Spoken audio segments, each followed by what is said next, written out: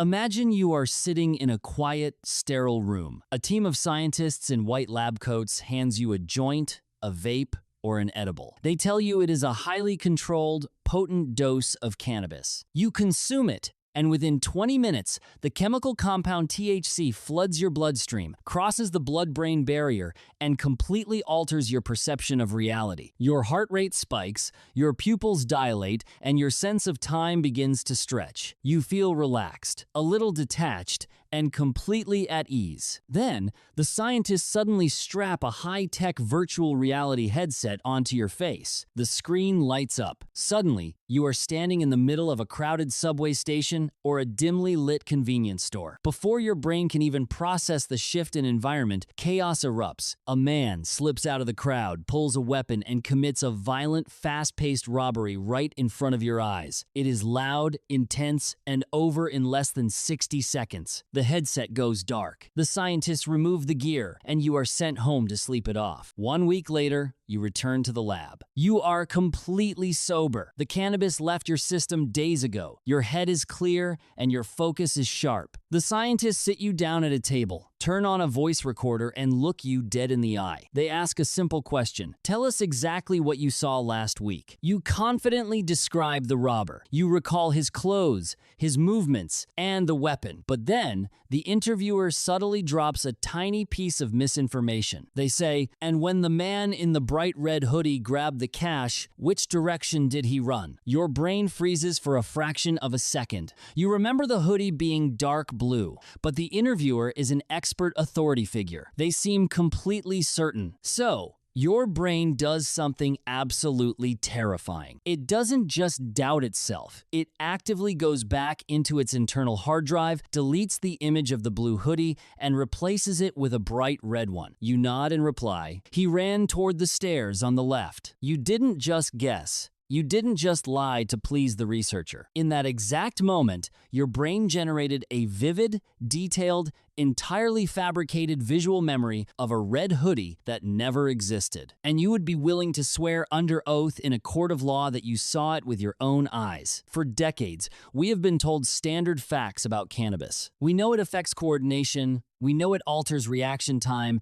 and we know it causes short-term forgetfulness, like walking into a room and forgetting why you came in. We treat it as a temporary pause on memory creation. But in a groundbreaking, dark psychological study, scientists discovered that cannabis does something far more insidious than just making you forget. It turns your brain into a highly malleable piece of clay. It opens a massive, structural backdoor in your cognitive processing that allows outside forces to literally rewrite your past, brainwash your memory, and implant entirely fake realities into your consciousness without you ever realizing it. To understand how this horrifying cognitive glitch works, we have to look at the exact experiment that uncovered it. The study was orchestrated by an international team of forensic psychologists and criminologists led by Dr. Annelies Vredeveld at the University of Amsterdam. They weren't interested in the medical properties of cannabis. They wanted to solve a massive, high-stakes problem that plagues criminal justice systems worldwide. Can a witness who was high during a crime scene be trusted to put a criminal behind bars? In countries and states where cannabis is completely legal, police officers frequently interview witnesses, victims, or suspects who were under the influence of THC at the time of an incident. On paper, defense attorneys always argue that these witnesses are unreliable because their memory is clouded. But the scientists wanted to know something much deeper. Is the memory just weak, or is it fundamentally broken? They gathered a large pool of healthy participants and divided them into two strictly controlled groups. The first group was given a potent, standardized dose of cannabis containing high levels of THC. The second group was given a completely identical placebo, something that smelled and tasted exactly like cannabis but contained zero active chemicals. Once both groups reached peak intoxication, the trap was sprung. The researchers didn't use simple flashcards or video clips. They wanted to simulate the exact high-stress, fast-moving sensory overload of a real-life emergency urgency. They placed the participants into an immersive virtual reality environment where they witnessed a brutal, chaotic mugging. There were multiple people screaming, background noise, shifting shadows, and split-second movements. It was designed to overwhelm the brain's focus. Immediately after the virtual crime ended, while the first group was still heavily under the influence, the psychologists conducted a preliminary interview. They asked standard open-ended questions. What happened? What did the suspect look like? The initial data yielded a predictable result. The intoxicated group remembered fewer overall details than the sober group. Their short-term memory was struggling to log all the sensory data of the chaotic crime scene. But here is the critical part. The details they did remember were completely accurate. They didn't make things up. Their brains simply recorded less information, but what was recorded was real. If the experiment ended there, the conclusion would be safe and boring. Cannabis makes you remember less, but it doesn't make you crazy. But the real experiment didn't start until 1 week later. 7 days passed. Every single participant returned to the research facility entirely sober, with zero traces of active THC altering their cognitive functions. The psychologists sat them down for a second round of intense interrogation. But this time, the researchers brought a secret weapon into the room, a line of highly weaponized, suggestive questions packed with deliberate lies. They began testing the limits of the participants' memories by planting false evidence into the conversation.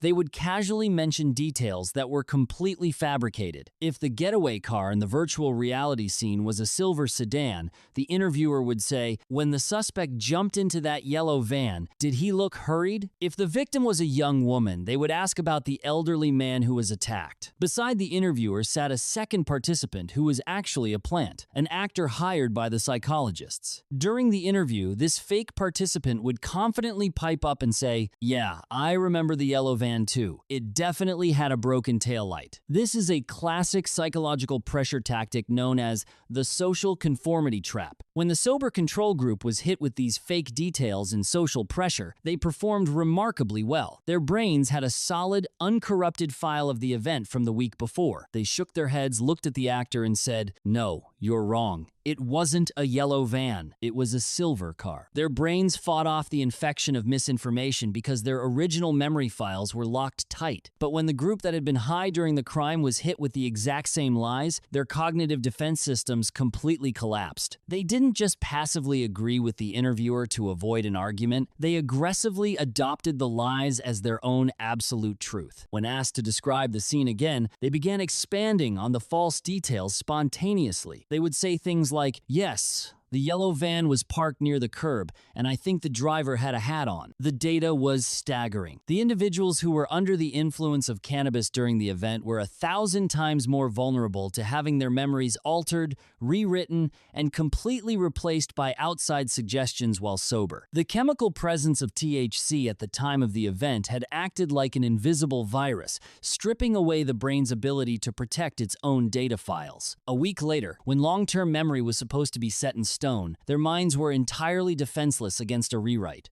Why does this happen? How can a substance consume your mind so deeply that it leaves your sober brain vulnerable to literal memory implantation days later? To understand this glitch, you have to look at how the human brain builds a memory. When you experience an event, your brain doesn't record a high-definition video file and store it in a folder. Instead, it takes a few fragmented snapshots, the sound of a scream, the color of a jacket, the feeling of fear, and scatters them across different regions of your neural network. When you try to remember that event later, your brain rapidly gathers those scattered pieces and stitches them back together like a puzzle. But when you are under the influence of cannabis, THC binds heavily to the cannabinoid receptors in your hippocampus, the absolute ground zero for memory formation. It disrupts the brain's encoding process. Instead of clean, sharp snapshots, the hippocampus creates blurry, fragmented, low-quality sketches of reality. When you try to rebuild that puzzle a week later while completely sober, you realize you are missing half half the pieces. The picture is full of massive blank holes. The human brain absolutely hates blank holes. It experiences an existential panic when it can't remember something clearly. So, the moment an interviewer or a friend hands you a fake piece of the puzzle like a yellow van or a red hoodie,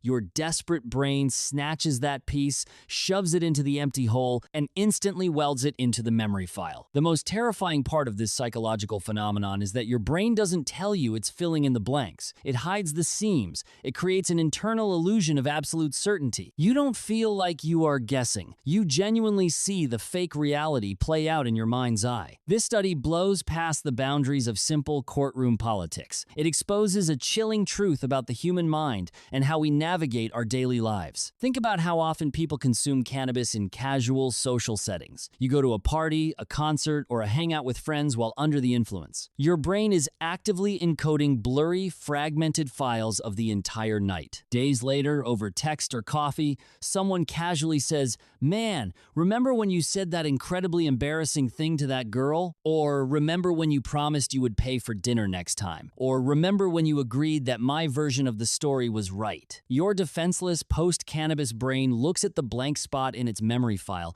accepts their suggestion, and rewrites your history on the spot. You adopt their narrative, their truth, and their reality, completely unaware that your mind has been quietly edited by someone else. We place an absolute, unshakable trust in our own memories. We believe our past defines exactly who we are, what we have done, and what we have seen. But science proves that our past is nothing more than a fragile, shifting narrative. And if you choose to alter your mind's encoding process, you are handing the pen over to the rest of the world, completely inviting them to write whatever version of your reality they want you to believe.